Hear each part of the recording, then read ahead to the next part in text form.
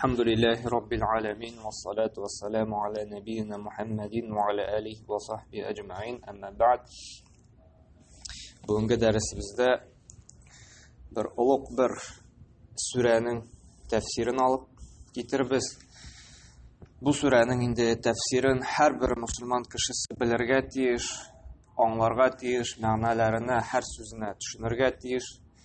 Çünkü bu sureni biz her namazda okuyuz. Peygamber sallallahu aleyhi ve sellem sahih hadisinde aytdı. Kimde kim Fatiha suresini indi namazda okumasa, onun namazı dürüst bulmaydı dedi. Bu Fatiha suresi bik muhim. Sure bizim turmuşumuzda onun bizge ma'nalarini bilirge gerek. Eğer de şunun ma'nalarini bilsek, namazlarımızda okuganda Fatiha suresini indi huşuqluğumuz artaşaq, namazının indi təmin tatırga, namazının indi lezzetini alırga bizge yardım etəşək. Hem şulay ok birer qaya vağaz silerge kursalar, mesela gadi kişiler, din bilen kızıqsıngan kişiler en birinci indi şu Fatiha suresini biz anlatabilirge tiyiş bizning üstümüzde boruç bulup tura. Çünkü bu en kerakli, en faziletli, en ulug surelerning birisi. Tağın narsasi bilen ayrıla. Bu sure kıskaçağına tulu Kur'an'ın bir konspekti desen de bula. Kur'an'da narsa turunda nendi haberler var. Şu kıskaça indi zub deyip atalar indi. Samı sitik. Şu Fatiha suresinde indi. Çünkü Kur'an'da narsa bizden. Kur'an'da var Allah'ın isim sıfatları. Hem şulay Fatiha suresinde de Allah'ın isim sıfatların assızıqlığı. Kur'an'da var Allah Teala'nı maqtav, uluqlav, şulay elhamdülillah Rabbil alemin Allah'ını maqtav. Bizden Kur'an tulgan bik ayatlar bilen ibadet Allah Teala'ga tiyişli. Anangına yardım sırarga, anangına tevekkül kılırga kirakligi turunda şulay iyyake na'budu, iyyake nesta'in şu ma'naga iya. Kıyamet gününün tasvirlağı bizden Kur'an'da şulay Maliki yevmiddin kıyamet gününün patşası. Hem başkalar mı şunday Kur'an'da barlık Tulusun şeyini kıskaça manası şu Fatiha suresinde öz içine algan. Eğer de Fatiha suresini indi biz yaxşı etib bilamiz ekan, biz bilamiz Kur'an'da umuman narsa turunda, ni turunda söz barganın indi. Fatiha suresi bizning 7 oyatdan tura. Ul bizde Mekke şaharında ingen bizning betini var. Mekke şaharında ingen sureler var. Medine şaharında ingen sureler şulayma. Mekke hem Medine. Qaysı surelerge Mekke sureler, qaysı surelerge Medine sureleri deb aytalar. Kim bile?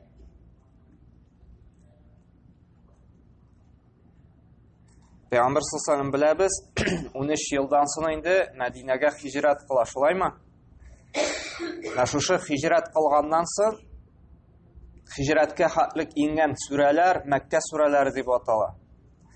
Hicretten sonra indi ingen sureler Medine sureleri deb atalar. Peygamber sallallahu aleyhi ve sellem Medine'ge koşundu, hicret kıldı. Ama lakin anda umrege yoki hajga Mekke'ge barıp Mekke'de indiyken birer sure o baribir Medine suresi deb yurtdilar, çünkü o hicretten sonra ingen sure bulup sanalar. Hicretten sonra ingen sureler bütünüsü indi Medine suresi ismini yurtta indi. Ya bu Fatiha suresini bizning indi Mekke'de bulganda Mekke suresi deb yurtira indi. Hem Fatiha suresinin bir gina isim tugul, onun bir neçe ismi var. En birincisi indi mana şu Fatiha, Fataha yani açıldı degan tamirdan ala Fatih yani Fatiha'yma açışı, narsani açışı Kur'an'ni açıp jibarish. Şulaymi? Kur'an'ni açsa en birinchi sura narsadir?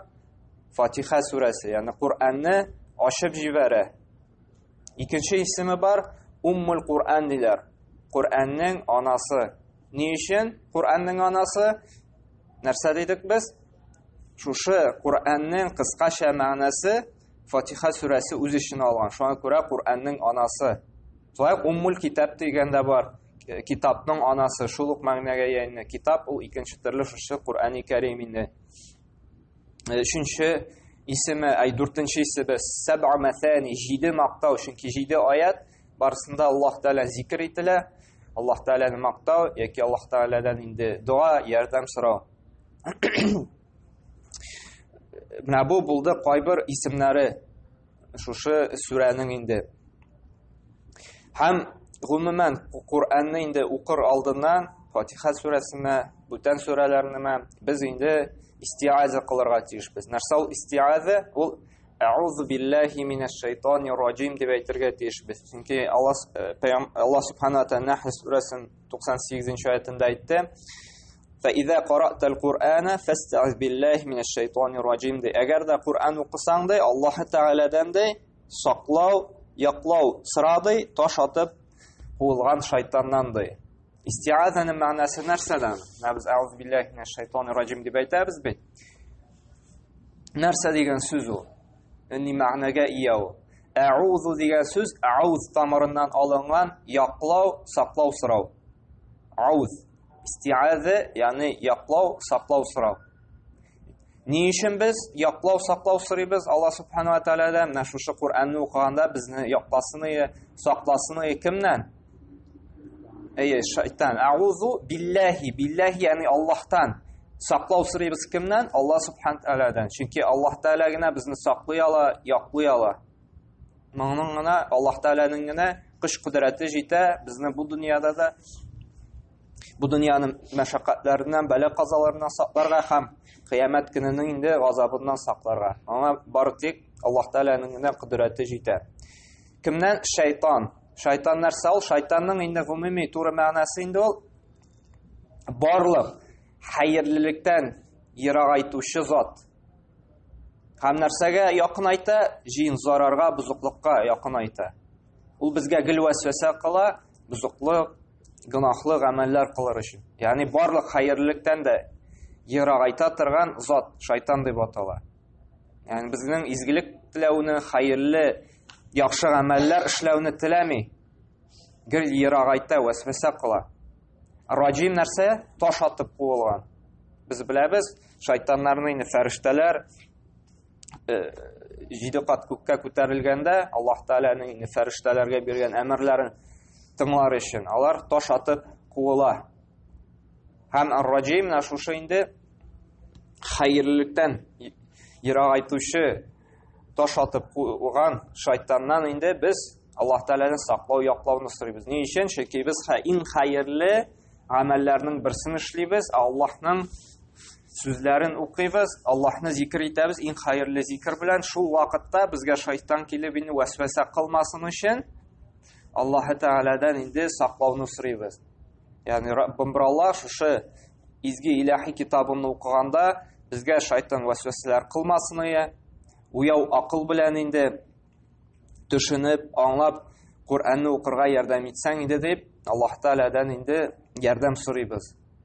Һәм менә бу ярдәм, яклау соралырга тиеш бары тик Аллаһ Субханаһу ва Тааладан гына инде. Әгәр дә кешенең берәр эштә инде сиңа ярдәме, саклауның, аның көч кудрәте җитә икән, бу вакытта мөрәҗәгать итәргә ярый. Әмма ләкин иң беренче һәр вакытта да инде нинди генә эш булмасын, иң беренче Аллаһ Тааладан соралырга тиеш. Аннары гына инде кешеләргә сәбәп кылырга, керешергә тиеш без инде. Бу мәгънәсе булды истиазаны. Аузу биллахи минаш шайтанир раджим. Таш атып куылган шайтаннан Аллаһ Тааладан инде саклауын сорыймын. Иң беренче, нигә Куръан укый башламасак та, без иң беренче шуны әйтергә тиешбез инде. Шайтан безгә вәсвәсәләр кылмасын өчен, безне инде шушы изге гамәлләрдән ирагайтмасын өчен инде. Шуннан соң инде нәрсә дибез? Бисмиллаһир-рахманир-рахим дибез. Ягъни рахимле һәм шафкатле Аллаһның исеме белән башлыймын. Безнең һәрбер эшебез, Куръан уку булсынмы, яки дөньяви берәр эш булсынмы, ул бисмилла белән башлана икән, бу эштә бәрәкәт булачак. Чөнки менә бу бисмилланың мәгънәсе нәрсә? Б ул белән дигән сүзнең с именем, Аллаһ исеме белән. Ягъни шушы Аллаһның иң күркәм, иң бөек исеме Аллаһ. Аллаһ сүзе Аллаһ Тааляның иң яраткан, иң улуг, иң фазилатлы исемнәрнең берсе. Ни өчен? Чөнки ул иләх дигән тамырдан алына. Иләх. Иләх нәрсә ул? Ул табыну объекты. Кешеләр бит табыналар. Нәрсәгәдер булса. Мусульман кешесе инде шушы хакыйкый иләх Аллаһ Тәгаләгә табынырга тиеш. Һәм менә шушы иләх аңа гарәп телендә инде алиф артикле кушылгач, Аллаһ сүзе килеп чыга. Ягъни Раббыбыз Аллаһ нәрсәгә күрсәтә ул? Иләх менә монда инде билгесез, неопределенный, русча әйтсәк. Шулаймы? Ниндидер иләх булса, чөнки дөнья йөзендә бит иләхләр бик күп, шулаймы? Кеше нәрсәгә табынмый. Без бит әйттек, иләх нәрсә ул? Табыну объекты. Кеше нәрсәгә табынмый. Кеше фәрештәләргә дә табына, кеше каберләргә дә табына, кеше гороскопларга да табына, кеше агачларга да табына, кеше анда кояшка табына, кеше анда ниндидер путларга табына, кеше ниндидер ясап сүрәтләргә табына, кеше акчага табына, кеше шешәгә табына. Нәрсәгә табынмый. Барлык нәрсә ниндидер хurafatlарга табына, нәрсәдер булса табына. Менә шушы табыну объектын ул иләх дип атала. Ягъни калбын шуның белән бәйли, шуңа ышана, шуннан ярдәм өмет итә, шуңа инде тәвәккәл кыла, дуга белән мөрәҗәгать итә. Шушы бөтенесе инде иләх дип атала инде. Менә шушы иләх монда билгесез нидер булса инде иләх.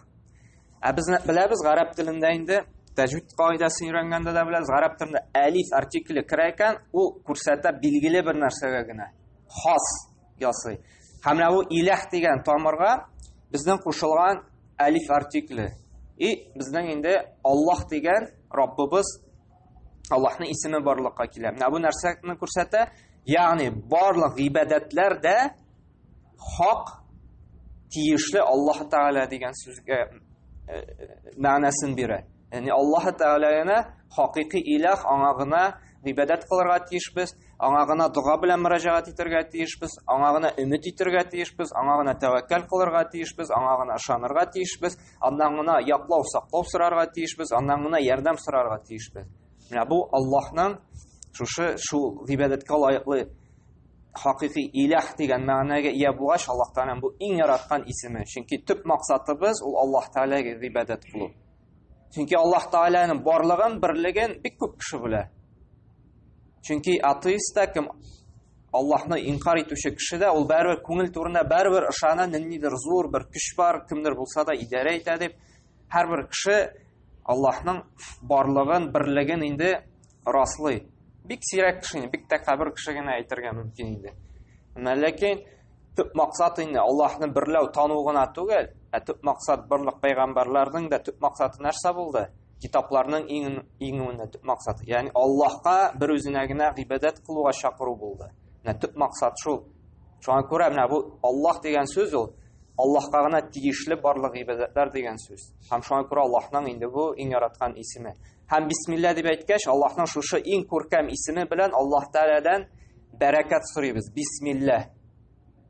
Ягъни шушы Аллаһ исеме белән шушы эшемне башлыйм, и Раббым бер Аллаһ шушы эшемдә хәерлек, бәрәкәт бирсәң иде. Шуңа күрә ашаганда да, мәсәлән, китап укыганда да, Кур'ан укыганда да, башка төрле нинди генә гамәл булсын, әгәр дә бисмилла белән башланган икән, ул эштә бәрәкәт булачак. Аның дәвамлылыгы булачак. Аның хәерле нәтиҗәсе булачак.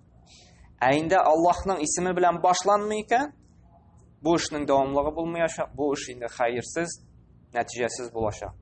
Шуңа күрә нинди генә эш булмасын, тырышып бисмилла белән башларга. Ашарга телибез икән, бисмилла белән башлыйк.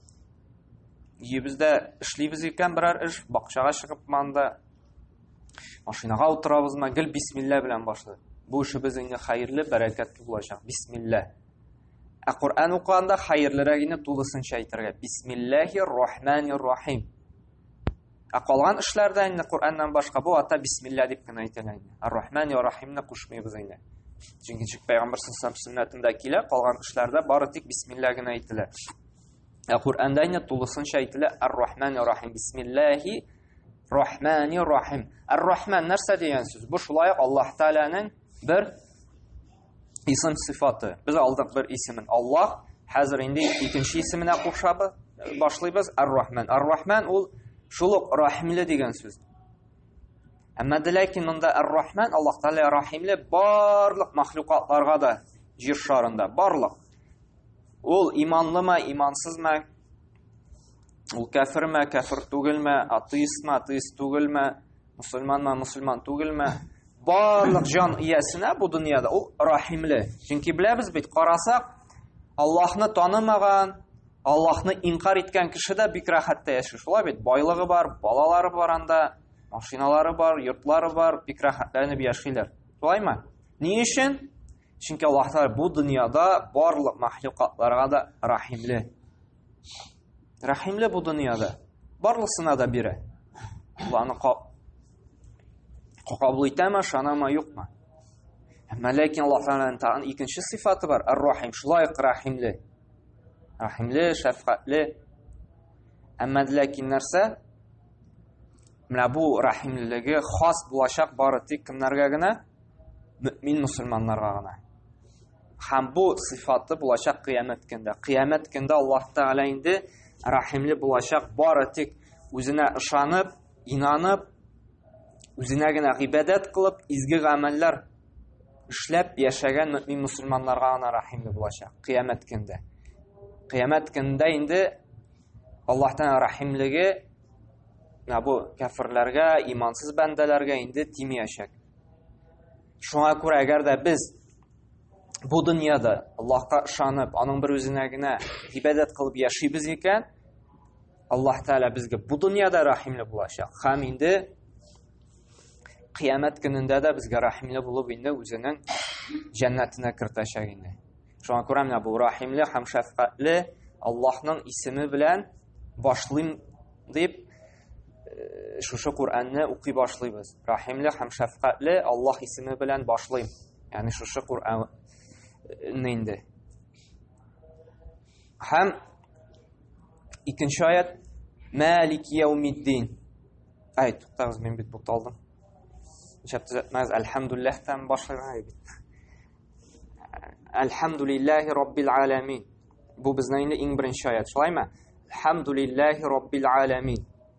Әлхәмд ул мактау. Лилләһи, ягъни барлык мактау Аллаһ өчен генә дибез. Лилләһи гарәп телендә ли ул кушымча күрсәтә хас, шулай ук кемнең өчен генә, кемнеңдер нәрсәсе булуын күрсәтә. Менә монда әлхәмд мактау лилләһ, ягъни Аллаһка гына барлык тулы мактаулар лаеклы Аллаһ Субхану ва Тәгалә дигән сүзгә ия. Әлхәмдүлилләһ дип әйтәбез бит. Аллаһны мактыйбыз. Ни өчен? Чөнки ул галәмнәрнең тәрбиячесе, Раббил аламин. Рабб сүзе шулай Аллаһ Тәгаләнең бер исем сыйфаты. Рабб, ягъни татар телендә Раббы. Нәрсә дигән сүз Раббы?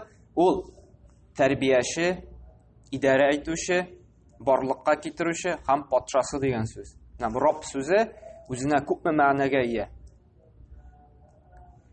Аламин, галәм, галәмнәрнең тәрбиячесе.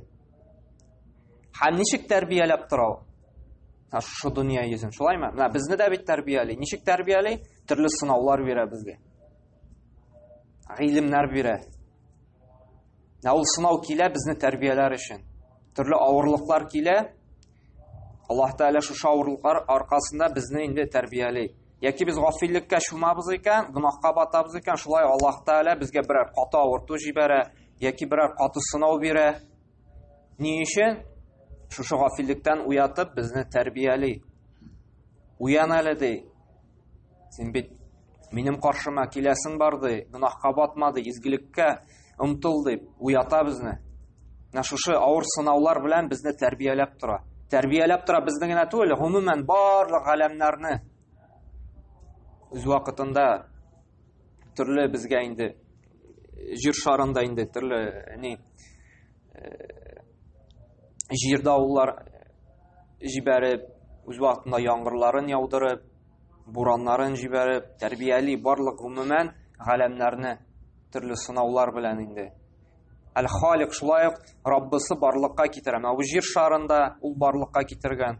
Һәм нәрсә генә менә бу дөнья йөзендә бар, барысын да Аллаһ Тәгалә барлыкка китергән. Һәм барлыкка гына китереп калмаган, ул идарә итә барлык галәмнәр белән. Һәм менә шушы тәрбияче булганга күрә, барлыкка китерүче булганга, идарә итүче булганга, без аны инде мактыйбыз. Әлхәмдүлилләһи Раббил Аламин. Галәмнәрнең Раббысына барлык мактаулар. Әлхәмдүлилләһи Раббил Аламинның тәрҗемәсе, мәгънәсе барлык шушы галәмнәрнең Раббысына барлык мактаулар. Чөнки Аллаһ Тәгалә шушың хәтле галәмнәрне барлыкка китергәч, җир шарын барлыкка китергәч, ул гына шушы олуг барча мактауларга лаеклы. Һәм бу мактау безнең инде яратып әйтелә торган мактау. Чөнки бар бит безнең мәдх, бар хәмд. Хәмд нәрсә ул? Ул яратып мактау. Аллаһ Тәгаләне яратып, ихтирам итеп мактыйбыз. Ни өчен? Чөнки безне барлыкка китергән шушы төрле нимәтләрен биреп тора, без аны яратабыз. Шуның өчен без әлхәмдүлилләh мактыйбыз. Бар мәдх, гомумән бу кешеләрдә инде ялагайланып мактый. Уларны яратмый, мәсәлән.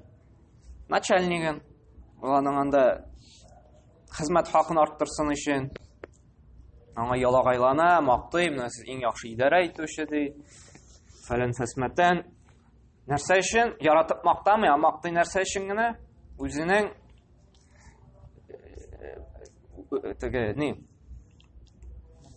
үзенең мәнфәгатен генә кайгыртып мактый. Бу мәдх. Мактау, әмма ләкин бу мактау нәрсә? Яратып, хөрмәт итеп түгел, үзе өчен генә мактау. Без Аллаһ Тәгалә бу әлхәмд яратып, ихтирам итеп аны мактарга тиешбез. Һәм мактарга тиешбез Аллаһтан һәрбер ниъмәтләре өчен.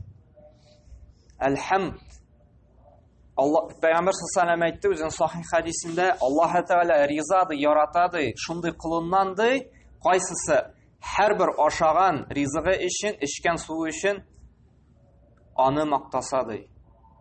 Әгәр дә без ашадык, әлхәмдүлилләh дип куябыз икән ашап бетергәч, Аллаһ Тәгалә шушындый кешедән, шушындый кылыннан риза һәм ярата. Су эчеп куйдык, әлхәмдүлилләh дип куябыз икән. Башта инде бисмилла итеп ашыйбыз, эчәбез, аннары әлхәмдүлилләh дип куябыз икән. Пәйгамбәрбез әйтте, шушындый кылыннан Аллаһ Тәгалә риза һәм уланы яратады.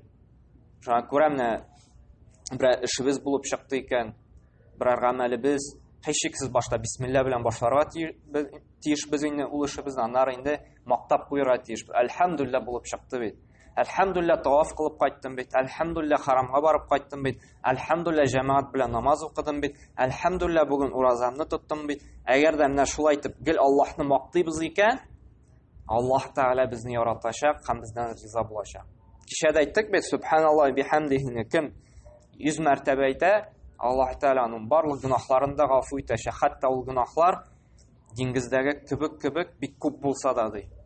Субханаллаһи башта тәнзих кылабыз, паклыйбыз барлык кимчелекләрдән, аннары нишлибез? Ва бихамдихи.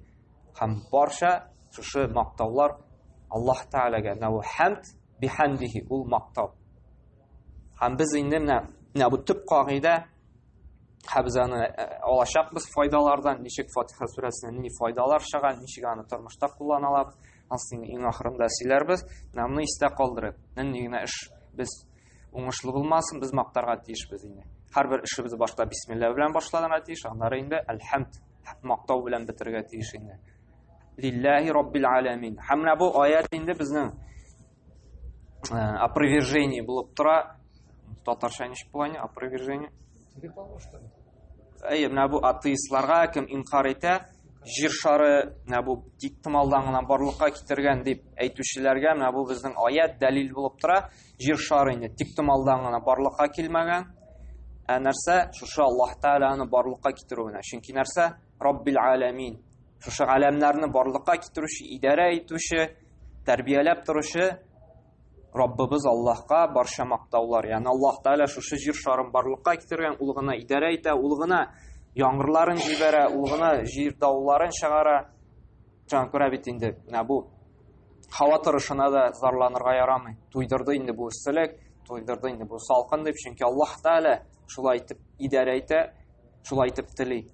Һәм моның артында зур хикмәт ята. Ләкин ул хикмәтне без белмибез, ләкин Аллаһ Тәгалә белүче. Шушы барлык биргән ниъмәтләре өчен инде без шушы Аллаһтан Раббылыкта танып, без аңа мактыйбыз, хәмд сәнәләр әйтәбез. Бу иң беренче аятның мәгънәсе Әлхәмдүлиллаһи Раббил Аламин. Ягъни галәмнәрнең Раббысына барча мактаулар. Чөнки чынлап та ул мактауга лаеклы. Һәм Ар-Рахмани, Әлхәмдүлиллаһи Раббил Аламин, Ар-Рахмани Рахимне без бисмиллаһны алганда әйтеп киттек. Аллаһ Таала рахимле. Бу дөньяда барлык мәхлукатларга да, әмма ләкин рахим, аның рахимлелеге, шәфкатьлеге кыямәт көндә хас булачак бары тик мөмин мусламаннарга. Кем инде изгелек кылып, Аллаһка ышанып, үзенә генә гыйбадәт кылып яшәсә инде. Һәм 3-нче аятка күчәбез. Малик яумиддин. Малик ул патша дигән сүз. Малик. Яум ул көн дигән сүз. Ад-дин ул җәза, хисап кылына торган көн. Малик яумиддин аның инде туры мәгънәсе, тәрҗемәсе кыямәт көненең патшасы дип тәрҗемә ителә инде. Хисап кылыначак, җәза биреләчәк көннең патшасы.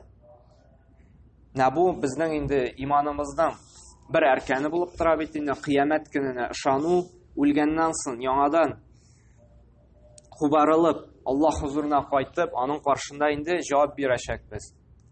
Бу ни һич шиксез без моңа ышанырга тиешбез. Әгәр дә ышанмыйбыз икән, безнең иманыбызның бер әркәненә ышанмаган булабыз, иманыбыз булмаган булачак инде. Күрә кыямәт көненә ышану бу безнең инде төп нигезебез булып тора. Һәм шушы кыямәт көнендә инде без Аллаһ каршына басып, барлык бу галәмдә, бу дөньяда эшләгән гамәлләребез өчен җавап тотачакбыз Аллаһ каршында. Әгәр дә без Аллаһны хакыйкый илаһ дип танып, бер үзенә генә гыйбадәт кылып яшәсәк инде, без инде уңышка ирешәкбез инде, Аллаһның рәхмәте белән инде җәннәткә керәчәкбез. Әмма ләкин Аллаһ сакласын, Аллаһка тиңдәшлек кылып, төрле динебездә булмаган гамәлләр эшләп инде вакытыбызны үткәргән булсак, ахыргы урыныбыз Аллаһ сакласын инде җәһәннәм булачак инде. Һәм менә бу кыямәт көне инде Аллаһ Таала гадел хакимиясе, монда инде гаделсезлек булмаячак. Аллаһ Таала һәрбер адәм баласына гаделлек белән хаким итәчәк. Һәм менә бу аят безне инде куркыта. Бу аятны укыганда без сискәнеп куябыз, кыямәт көне бар бит әле, Аллаһ каршына инде басачакмын бит дип. Һәм күрсәтә Аллаһ Тааланың патшалыгы, без бит әйтте, Әлхәмдүлиллаһи Раббил Аламин. Ул Раббы, ул патша, ул бу дөньяда барлыкка киткән идарә итеп тора, һәм шулай ук патша кыямәт көнендә дә. Барлык патшалык, барлык менә шушы хөкемдарлык ул Аллаһ Таалаға лаеклы. Бу дөньяда да, кыямәт көнендә дә. Һәм ияка нәгъбуду ва ияка настаин. Менә монда Аллаһны мактадык. Шулай бит, Әлхәмдүлиллаһи Раббил Аламин. Галәмнәрдән Раббысы, Раббыбыз Аллаһка барча мактаулар дидек. Һәм шулай Аллаһ Тааланың исем сыйфатын раслады. Рахман Рахим, ягъни Аллаһ Таала рахимле, шәфкатьле. Һәм шулай тагын расладык Аллаһ Тааланың патшалыгында кыямәт көненең патшасы дип, Малик яумиддин. Һәм тагын да әйтәбез, ныгытабыз шушы Аллаһ Тааланың мактауларын нәрсә белән? Гыйбадәт белән. Ияка нәгъбуду ва ияка настаин. Сиңа гына гыйбадәт кылабыз һәм бары тик синнән генә ярдәм сорыйбыз. Ягъни Аллаһ Тааланы башта мактадык, расладык, хәзер инде әйтәбез, тагын да шушы мактауларыбызны без раслыйбыз, ныгыттырабыз нәрсә белән? Гыйбадәт белән. Ягъни сиңа гына гыйбадәт кылабыз һәм сиңа гына, синнән генә ярдәм сорыйбыз. Бу бик әһәмиятле, бик көчле аят. Кызганычка каршы менә моның тәфсирен аңламаган, күрә үзләрен мусульманга санаган кешеләр дә Аллаһ белән бер рәттән бүтән илаһләргә дә табыналар. Менә монда гарәп теленнән караса, мафгулун бих, ягъни нәрсәгә менә бу эш, мафгулун бих, на что падает действие, нәрсә хәрәкәт безнең басым ясый, ул килгән инде фигыль алдыннан. Нәгъбуду. Әгәр дә шушындай гарәп телендә була икән, мафгулун бих фигыль алдыннан килә икән, бу күрсәтә хаср, ягъни шикләнүне. Нәрсә дигән сүз? Менә бу гыйбадәт име шикләнгән нәрсә белән? Бары тик Аллаһ Таала гына лаеклы шушы гыйбадәткә. Шикли бүтән бер илаһка да гыйбадәт кылырга ярамый. Бүтән бер илаһны да кертергә ярамый. Аллаһ Тәгаләгә генә гыйбадат лайыклы. Монда бит әйтеп булай: "Нәъбудука ва настаинука". Сиңа гыйбадат кылабыз, синнән ярдәм сорыйбыз. Ә монда ияка, сиңа гына гыйбадат кылабыз һәм синнән генә ярдәм сорыйбыз дигән. Ягъни бары тик сиңа гына гыйбадат кылабыз һәм бары тик синнән генә ярдәм сорыйбыз. Менә бу ассызыклы гыйбадат име, менә моны аңлагыз. Чөнки күп мусульманнар аңламый. Менә бу нәрсә дигән сүз? Ягъни сиңа гына гыйбадат лайыклы дигәч, без бары тик Аллаһтан гына дуга сорарга тиешбез, ялварырга сорарга тиешбез. Хәзерге вакытта күрәбез, безнең җирлектәр тарала башлады нәрсә? Каберлекләргә каядыр йөриләр анда, шушы каберлеккә мөрәҗәгать итәләр, дуга белән сорыйлар. Әйтәсең, юк, без алардан дуга белән сорамыйбыз, без бары тик алардан шәфагать кенә сорыйбыз. Менә ул бик изге бәндә, бик тақвалы иде. Шуңа күрә ул шундый тақвалы булган, ул Аллаһка якын. Шул Аллаһка якын булгач инде без аңа мөрәҗәгать итәбез. Безнең өчен шәфагать кылсын, безнең өчен ярдәм итсен. Әмма ләкин үзебез укыйбыз нәрсә? Сиңа гына гыйбадатка синнән генә ярдәм сорыйбыз. Кабердән дә түгел, беркемнән дә түгел. Ә кайберләре аузы билла Алла сакласын инде. Бүтән җирләрдә бар. Чит илләрдә үзләре мусульманларса, әмма ләкин тулысынча гыйбадат кылалар шушы каберләргә. Шушы каберләргә тулысынча мөрәҗәгать итәләр. Хәтта шушы дуга белән балалары икән, алардан шушы каберлеккә мөрәҗәгать итеп, шушы каберләрдән сорыйлар. Анда шушы кабердәге исем белән мөрәҗәгать итеп, безнең балабыз юк, бала бирсәң инде, менә бик начар яшибез, безгә инде байлык бирсәң иде. Менә анда тагын ниндидер проблемаларым бар, проблемаларны шишергә дип, шушы каберлектән, шушы ниндидер мәйеттән сорыйлар. Бәлки ул мәйет үзе газапланып ятадыр анда. Тышкы рәвештә бик тақвалы булса да, без бит белә алмыйбыз кешенең калбендә нәрсә булган. Бәлки үзе газапланып ятадыр. Алла сакласын теге. Белеп булмый бит. Ләкин бар үзен мусульманга санап, үзе көн сайын һәрбер намазда ияка нәъбуду ияка настаин ди, синнән генә ярдәм сорыйм, сиңа гына гыйбадат кылам, синнән генә ярдәм сорыйм ди. Әмма ләкин нәрсә? Гыйбадат кыла Аллаһ белән бер рәттән бүтән шушы илаһларга. Шулай ук ирак китәсе юк, акчага табыну, акча шулай ук илаһ.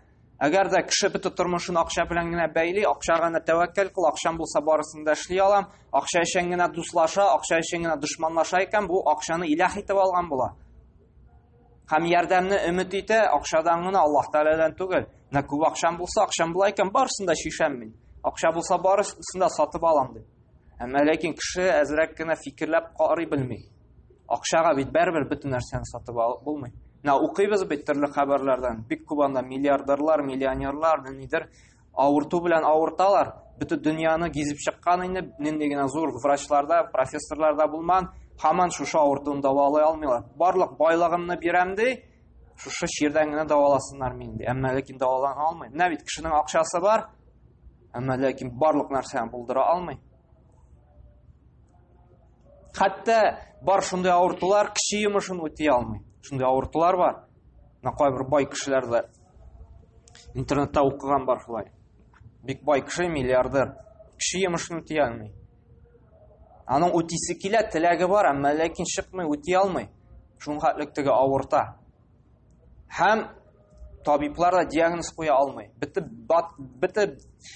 байлыгымны бирәм ди. Шушы авыртудан, шушы ширдән генә даваласыннар ди. Әмма ләкин табиблар көчсез, булдыра алмыйлар.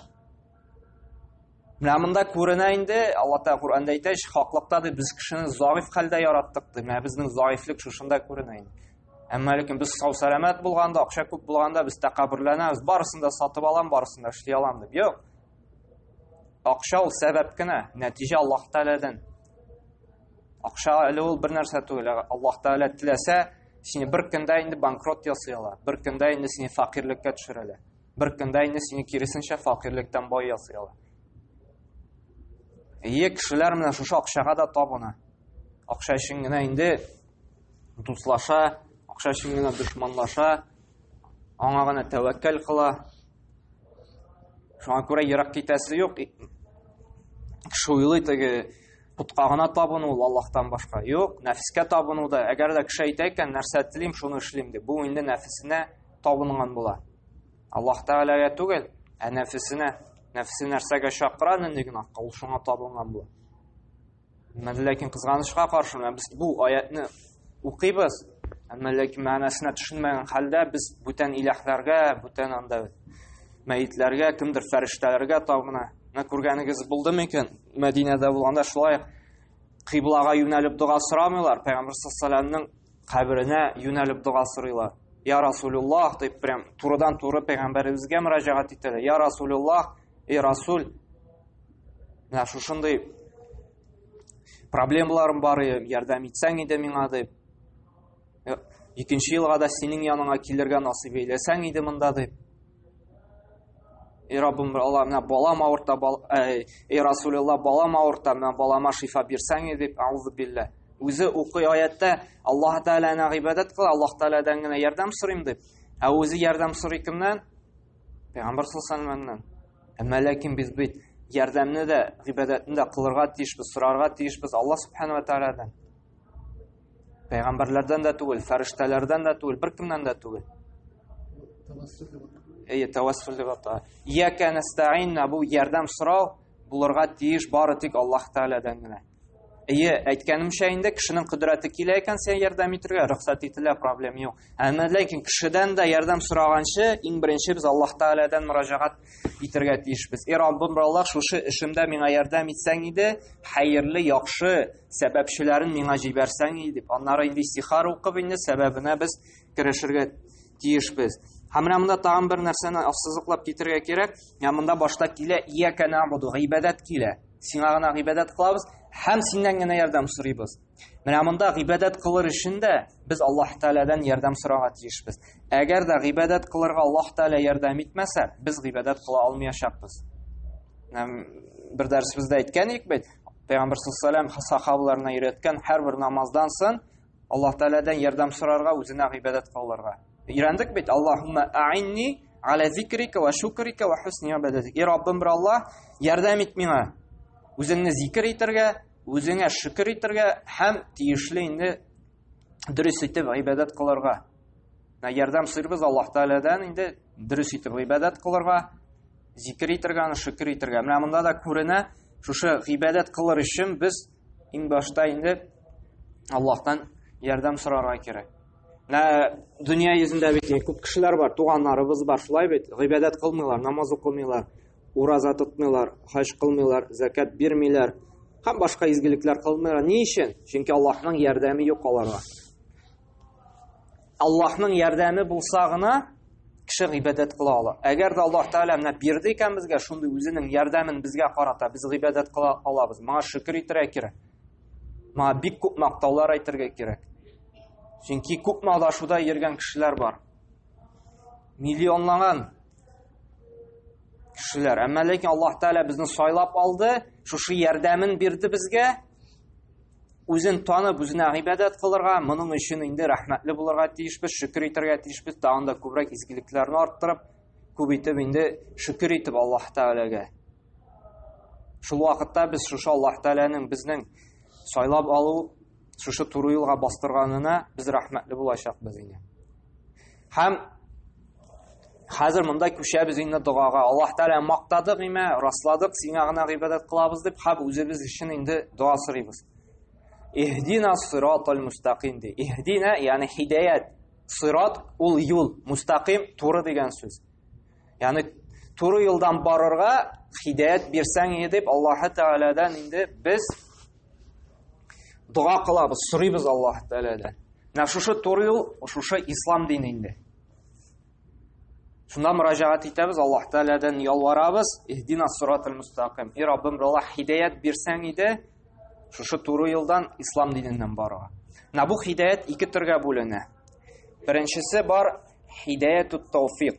Аллаһ Тәгалә тауфиq итеп шушы хидаятны бирә, кемнеңдер калыбын ача, ул шушы ислам диненә керә. Намаз укый башлый, ураза тота башлый. Һәм хидаятул иршад. Күрсәтү ва азлау хидаяты. Хидаяткә кемдер булса өндисен, ваазлисен, чакырасың. Моны һәрберебез булдыра ала. Һәрберебез нинdir вагаз сөйли ала, насихат кыла ала, өнди ала, чакыра ала шушы хак юлга ислам диненә. Һәрберебез булдыра ала. Әмма ләкин менә хидаяты тауфиқ бирү шушы туры юлга кирсен өчен. Бу хас Аллаһ Тәгаләгә генә. Бу Аллаһ кулында гына. Менә бар бит, кешене чакырасың, индисең, барлык нәрсәне белә, кабул итә, әмма ләкин ислам диненә кирип китә алмый, изгелекләр кылып намазга баса алмый. Ни өчен? Аллаһ Тәгалә шушы тауфиқ бирмәгәнгә күрә. Менә бу тауфиқ ул Аллаһ Тәгалә кулында гына. Шуңа күрә biz kişini çakırabız икән, бигрәк тә якыннарыбызны, әти-әниләребезне, туганнарыбызны, күршеләребезне, дусларыбызны шушы хидаяткә туры юлга аңлатабыз икән, шул атта biz Аллаһ Тәгаләдән алар өчен тауфиқ та сорарга тиешбез. Раббым бер Аллаһ, шушы туганымны, шушы әти-әниемне туры юлга, хаклыкка күндерсәң иде, аларны намазга бастырсаң иде, аларның калепләренә иман нуры бирсәң иде дип, biz Аллаһтан ялварга, сорарга тиешбез. Һәм инде сәбәбен кылып булдырылганча, гыйлемебез җиткәнчә аларны чакырырга, өндәргә тиешбез шушы туры юлга, хаклыкка. Һәм ниннисен ул туры юл дәвам итеп китә. Сираталлазина ан'амта алейхим. Шушы туры юл кайсысы? Син үзең ниъмәтләгән шушы туры юл белән шушы туры юлдан безне алып барсаң иде. Шушы Аллаһ Тәгалә туры юлы белән ниъмәтләгән кемнәр? Пәйгамбәрләр. Аннары аларга ярүче сахабалар, шулаймы? Аннан соң инде салихиннар, ягъни шушы изге гамәлләр кылып яшәүчеләр аларга ярып. Менә булар бөтенесе Аллаһ Тәгаләнең шушы юлы белән ниъмәтләгән кешеләр, пәйгамбәрләр, сахабалар инде, шахидләр, шушы инде аларга ярып изге гамәл кылучылар инде. Аллаһ Тәгаләнең инде шушы ниъмәтләгән юлы. Менә монда күренә, Аллаһ Тәгаләдән сорала шушы туры юл турында. Менә бу туры юл ниъмәт икәнен күрсәтә. Аллаһ Тәгалә күндерде икән туры юлга сине, хидаят юлына, ислам диненә, изгелекләр кыласың, намаз укыйсың. Менә бу Аллаһның сиңа биргән ниъмәте. Менә монда нәрсә ди? Ниъмәтләгән, үзеңнең ниъмәтләнгән туры юллардан безне күндерсәң иде. Һәм кемнәрдән безне кылмасаң иде ди? Гайрил мәгъдуби алейһим валаддаллин. Һәм безне үзеңнең ачуың төшкән һәм адашкан кешеләр юлыннан безне алып бармасаң иде. Кемнәргә Аллаһ Тәгаләнең ачуы төшкән? Мәгъдуб дибез, имә? Гайрил мәгъдуби. Мәгъдуб ул Аллаһ Тәгаләнең ачуы төшкән бәндәләр, хаклыкны танып, белеп, илм ирешеп, шушы илм белән гамәл кылмаучылар, Аллаһның ачуы төшкән бәндәләр. Әгәр дә кешегә хаклык иреште, илм иреште, әмма ләкин инде ул тәкаббүрләнеп, яки ялкаулык сәбәпле шушы илм белән гамәл кылмый икән, бу кеше Аллаһның ачуы төшкән бәндәләреннән, кешеләреннән булачак. Бу безгә дә кагыла. Безгә илм иреште икән, бер аят, хадис. Шуның белән инде без тормышта кулланмыйбыз, шуның белән яшәмибез икән, без шушы Аллаһ Тәгалә ачуы төшкән бәндәләреннән булабыз. Хамрамында дуа сорыйбыз, шушы ачуы төшкән бәндәләреңнән безне кылмасаң иде, кемнәрдән безне кылсаң иде? Үзең шушы туры юл белән ниъмәтләгән пәйгамбәрләр, сахабалар юлыннан безне алып барсаң иде дип дуа кылабыз. Һәм валаддаллин, һәм адашучылардан да безне кылмасаң иде, адашучылар юлыннан алып бармасаң иде дип Аллаһ Тәгаләдән сорыйбыз. Кемнәр алар адашучылар? Адашучылар гыйлемсез гамәл кылучылар. Яки бидгат белән, яки үзе уйлап чыгарып берәр нинди гамәл белән, менә бу адашучы кешеләр. Менә бу гамәлне Аллаһ Тәгалә яратадыр әле, эшлим әле дип берәр гамәл эшли башлый, әмма ләкин ул динебездә юк. Әмма ләкин ул әйтә, мин бит ихласты шушы гамәлемдә. Сөйләгән идек бит, гыйбадәтебезнең кабул булуының шарты бар дип, шулаймы? Беренчесе ихласлык, икенчесе сүннәткә муафиq булу, динебездә булу. Менә бу даллингә керә инде икенче шарты. Әгәр дә без сүннәткә муафиq булмаган гамәл кылабыз икән, гыйлемсез гыйбадәт кылабыз икән, без адашучылардан булабыз. Шуңа күрә менә безнең барлык гыйбадәтебез дә ул гыйлем нигезендә булырга тиеш. Әгәр дә гыйлемсез була икән, гамәлебез ул инде адашучыдан булачакбыз. Хәзер көндә дә күп бит мусульманнар гыйлемсез гыйбадәт кылалар. Аларга әйтәсең, нишләп бу гамәлне кыласың? Менә яхшы бит инде ди. Аллаһны зикр итәм анда, тагын бүтән гамәлләр кылам. Әмма ләкин бит әйтәсең, пәйгамбәр эшләмәгән. Эшләмәсә бәрү хәерле бит, күңелем изгелектә ди. Әмма ләкин бит инде без бит сөйләдек. Гыйбадәтебез кабул булсын өчен ихласлык кирәк, сүннәткә муафиq булу кирәк. Кабул итми Аллаһ Тәгалә әгәр дә без сүннәтебездә булмый икән, ихлас булсак та. Һәм менә бу аятта ассызыклый. Беренчесе мәгъдуб ачуы төшкән. Гыйлем ала да гамәл кылмый, һәм киресенчә инде гыйлем алмый, шушы гыйлем алмаган рәвештә үзе уйлап чыгарып, нинди гамәлләр кылучылар, ул адашкан кешеләр.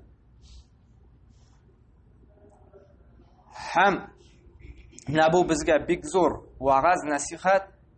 Безгә гыйлем ирешеп гамәл кылмыйбыз икән, искә төшерергә кирәк. Без бит намазыбызда күпне сорыйбыз, шундый кешеләрдән безне кылмасаң дип. Ә без хәзерге көндә гыйлем алып гамәл кылмыйбыз дип. Уйланырга тиешбез. Уйланырга тиешбез, үзебез Аллаһ Тәгаләнең һәр намаз саен сорыйбыз, безне адашучылардан кылмаса, ә үзебез һаман нигезсез, гыйлемсез, дәлилсез гамәлләр кылабыз. Белмибез дә, менә бу эшебезгә, бу гамәлебезгә дәлил бармы, пәйгамбәрбез эшләгәнме, өйрәткәнме, әндәгәнме, ә безнең һаман кыласы килә шушы гамәлне. Һаман без үз киребездә катканбыз, һаман эшлисебез килә. Әйтеп торасың, пәйгамбер саллаллаһу алейһи ва сәлләм сүннәтендә юк, ул аны эшләмәгән өммәтен чакырма, ул һаман үз киресен тукый. Ә үзе һаман намазда Аллаһ Тәгаләдән сорый, адаштырма мине ди, адаштыручылар юлыннан алып барма ди. Ул һаман үзе укыган нәрсәсен аңламаган аркасында һаман үзенекен сукалый. Без ни өчен өйрәнәбез менә шушы тәфсирне, ни өчен шушы аятларга төшенәбез? Шуның белән яшәр өчен, шуны аңлар өчен.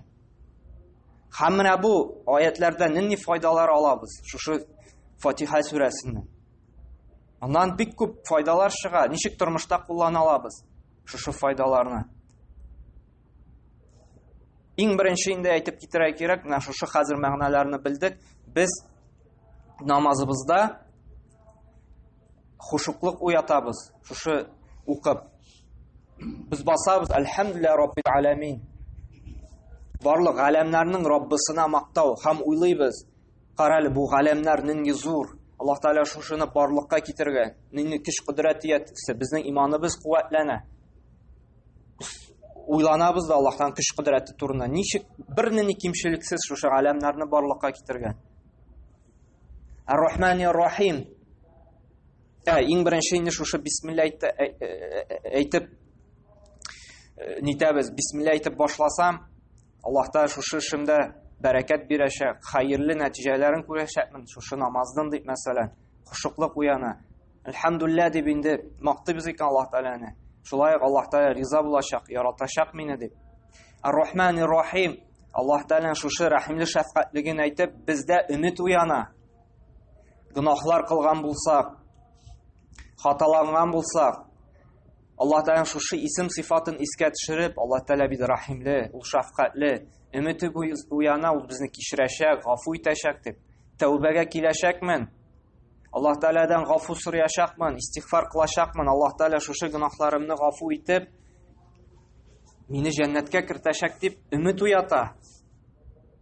Төшенкелеккә бирелергә юл куймый безгә шушы аят. Бар бит безнең кешеләрне дингә өнди башлыйсың. Алар әйтә, гынаһларың күп бит инде, Аллаһ Тәгалә кичермәс. Без әйтергә тиешбез. Юк, Аллаһ Тәгалә Ар-Рахманир-Рахим. Ул рәхимле һәм шәфкатьле. Бу дөньяда барлык мәхлукларга да рәхимле, әгәр дә инде изгелек кылып гыйбадәт кылсаң, үзенә ул кыямәт көндә рәхимле булачак. Һичшиксез ул сине кичерәчәк, гафу итәчәк, чөнки ул Аллаһ Тәгалә рәхимле. Бездә дә, кешеләрдә дә шушы өметне уятып җибәрә. Тәүбәгә килеп, изгелекләр кылсак, өметләнәбез Аллаһ Тәгалә гафу итер дип. Һәм шул ук вакытта өмет уянгач, Малик Яумиддин дип куркытып та куя. Кыямәт көне патшасы, кыямәт көне искә төшә. Туктале. Аллаһ каршына кайтасы бар бит. Бу гынаһлар өчен ничек җавап бирәмен икән? Яки берәр гынаһ эшлисең килә анда, берәр бозыклык, фәхишлек. Шушы аят искә төшә, туктап каласың, туктале. Кыямәт көне буласы бар. Аллаһ каршына басачакмын. Ничек аның каршында җавап бирәмен дип. Аның бит газабы бик каты дип. Азап кына түгел, ул биргән нимәтләргә шөкер итмим бит, әгәр дә мин аның гынаһын кылам икән. Ул яратмаган гамәлләрне кылам икән дип. Кешенең ике канат белән яшәргә тиеш. Берсе Ар-Рахман-Ар-Рахим, өмет булырга тиеш, икенчесе Малик Яумиддин, кыямәт көне патшасы, курку булырга тиеш. Гынаһ хаталанып, унутып, гынаһ кылды икән, ул өметләнергә тиеш, тәүбәгә килергә тиеш, Аллаһ Тәала гынаһын гафу итәчәк дип. Әмма ләкин инде гынаһ кылганчы, уяу булып, исенә төште икән шушы курку Малик Яумиддин, шулаймы кыямәт көне патшасы. Ул туктап калырга тиеш. Тукта, кыямәт көне буласы бар. Аллаһ каршына бит басачакмын. Ничек җавап бирәмен дип, шушы гынаһтан тыелыйм әле, туктыйм әле дип туктап калырга тиеш. Менә кешенең шушы ике канат булырга тиеш. Өмет һәм курку. Шушы өмет һәм курку белән яшәгәндә генә шушы яшәве аңа җиңел булачак. Әгәр дә инде өмет кенә була икән, курку булмый, бу шулай ук кошның бит ике канаты бар, ике канат булганда гына оча. Бер канаты авырты була икән, очып китә алмый, шулаймы? Яки самолетта очтык бит, кайтачакбыз. Бер канаты эшләмәсә яки сынып төшсә нәрсә, ул оча алмый, килеп төшәчәк. Шулай ук тормышыбызда безнең канат сынган кебек тормышыбыз сыначак, әгәр дә шу я курку булмаса, я өмет булмаса. Икесе булганда гына тормышыбыз төзек, матур булачак, дөрес булачак. Күрә өмет һәм курку булырга тиеш. Тагын бер әйтәм, гынаһ эшләр алдыннан без куркырга тиешбез. Аллаһ Тәаланы истә тотып, кыямәт көне инде онытылып, гафиллеккә чумып, ялгышып гынаһ эшләсәк, өметебез уянырга тиеш. Аллаһ Тәала кичерер, гафу итер дип. Ияка набуду, ияка настаин. Ничек тормышта кулланабыз инде монсын? Ягъни барлык ибадәтләрне дә Аллаһка гына багышлыйбыз, Аллаһ ризалыгы өчен генә үтибез. Һәм Аллаһтан гына ярдәм сорыйбыз. Әгәр дә кеше шөхбәләр бирә башлый икән анда, менә бит Пәйгамбәрдән ялварга кирәк, аннан сорарга кирәк. Яки фәрештәләр, Аллаһның иң итәгатьле бәндәләре, аннан сорарга кирәк. Яки анда ташларга, путларга ибадәт кылырга кирәк дип нәрсәләрдер анда үзләренең уйлап уйдырмаларын сөйли башлыйлар икән. Безнең аят бар, безнең көчле дәлил бар. Юк, сиңа гына ибадәт кылам, синдән генә ярдәм сорыйм дип, biz тормышыбызда барлык ибадәтләрне дә, барлык ярдәмне Аллаһтан сорыйм дип, шушы аяткә дәлилләнеп, аларга җавап кайтарабыз, шуның белән инде яшибез. Иһдина сиратал мустақим, сиратал лазина ан'амта алейһим гайрил мағдуби алейһим валад-даллин.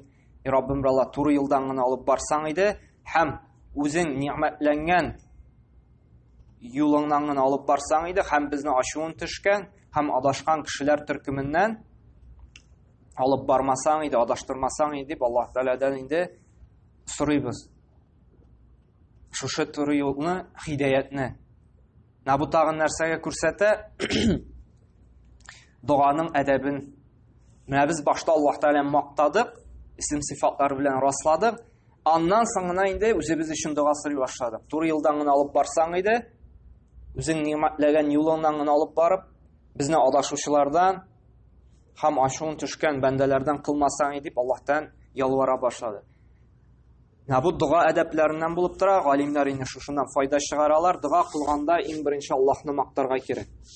Дуа кыла башлыйбыз икән, иң башта Аллаһны мактарга кирәк. Әлхәмдүлиллаһи раббил аламин ва салату ва саламу аля набийина Мухаммад ва аля алейхи ва сахбихи аҗмаин. Иң беренче Аллаһны мактыйбыз. Аннары инде салават әйтәбез. Монсы салават әйтү инде галимнәр чыгардылар. Пәйгамбәр саллаллаһу хадисләренә таянып, иң башта шушы сүрәдән күреп инде Аллаһны мактау булырга тиеш. Аннары хадисләрдән таянып галимнәр әйтте, Пәйгамбәр саллаллаһу салават әйтелергә тиеш. Чөнки Пәйгамбер саллаллаһу шушы Аллаһны дөрес итеп мактарга, Аллаһка тиешле итеп гыйбадәт кылырга өйрәтте. Шуның өчен аның исемендә зикр ителергә тиеш.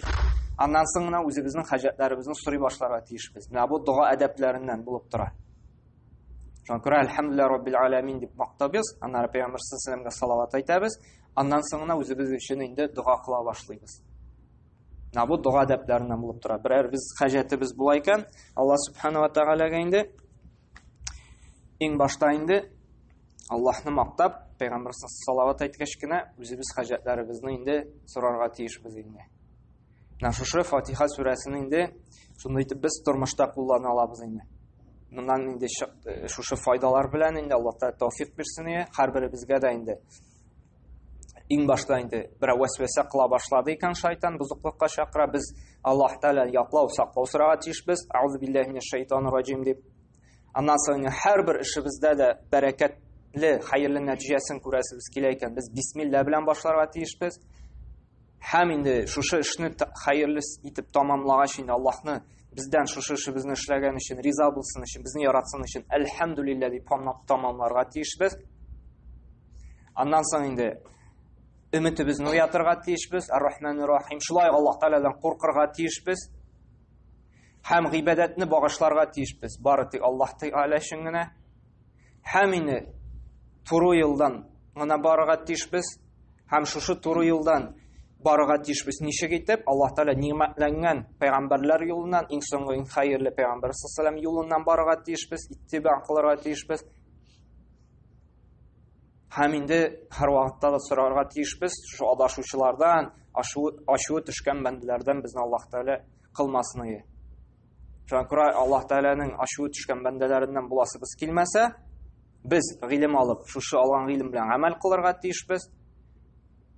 Һәм шушы безнең юлыбыз дөрес булсын өчен, Пәйгамбер саллаллаху алейхи ва саллям юлына муафиq булсын өчен бидгатьләр кылмыйча, диндә артыклыклар кылмыйча, гыйбадәтне дә, изге гамәлне гыйлем нигезендә кылырга тиешбез. Гыйлем белән, гыйлемсез түгел. Шушы бөтен файдаларны алып, тормышыбызда куллана алсак, без шушы Фатиха сүрәсен аңлап, тиешенчә мәгънәсенә төшенеп яшәгән булабыз инде. Һәм Аллаһ Тәгалә безнең тормышыбызда да, шушы намазларыбызда да хушуклык бирәчәк, бәрәкәт бирәчәк инде. Һәм Аллаһ Субхана ва Тәгалә һәр барчабызга да тәүфыйк һидаят бирсен. Шушы сүрә белән инде вагазланып, дөрес итеп аңлап, моның белән амәл кылырга һәм шушы белгән файдалы гыйлемнәрне калганнарга да ирештерергә насыйп әйләсен. Чөнки гыйлемнең бәрәкәте, дәвамлылыгы шушы белгәнне калганнарга сөйләүдә. Һәр гыйлемнең закаты бар, малның закаты бар бит. 2,5%. Шулаймы? Шулай гыйлемнең дә закаты бар. Әгәр дә синдә гыйлем бар икән, күпмедер дәрәҗәдә синнән калганнарга сөйләргә тиешсең. Һәм закат нәрсә ул? Закат ул чистарыну, паклану һәм шушы малыңа бәрәкәт өстәү. Әгәр дә без гыйлемебезне күпме дәрәҗәдә гыйлемебез бар, аны кешегә сөйлибез икән, Аллаһ Тәгалә тагын шушы гыйлемебезгә бәрәкәт бирәчәк. Ягъни шушы гыйлемебез бездә тагын да ныгыячак, тагын да күбрәк вакытка искә калачак һәм тагын да инде яңа гыйлем алырга Аллаһ Тәгалә безгә инде бәрәкәт бирәчәк. Әгәр дә гыйлем алып үзебездә генә калдырабыз икән, аның белән гамәл кылмыйбыз икән, Аллаһны ачуы төшкән бәндәләрдән булабыз. Һәм инде калганнарга да ирештермибез икән инде, бу вакытта гыйлемне закатын бирмичә, безнең бу гыйлемебездә берни бәрәкәт булмаячак. Шуңа күрә алган гыйлемнәрне калганнарга таратырга, ирештерергә кирәк, аның белән инде яшәргә кирәк. Шушы юл белән яшәсәк, Аллаһтан рәхмәте белән инде без җәннәткә киреп, бу дөньяда да, ахирәттә дә бәхет, сәгадәттә, тынычлыкта, иминлектә яшәячәкбез. Субханакаллаһу бихамдик, ва ашһаду ан ла илаха илля анта, астагфирука ва атубу илейк.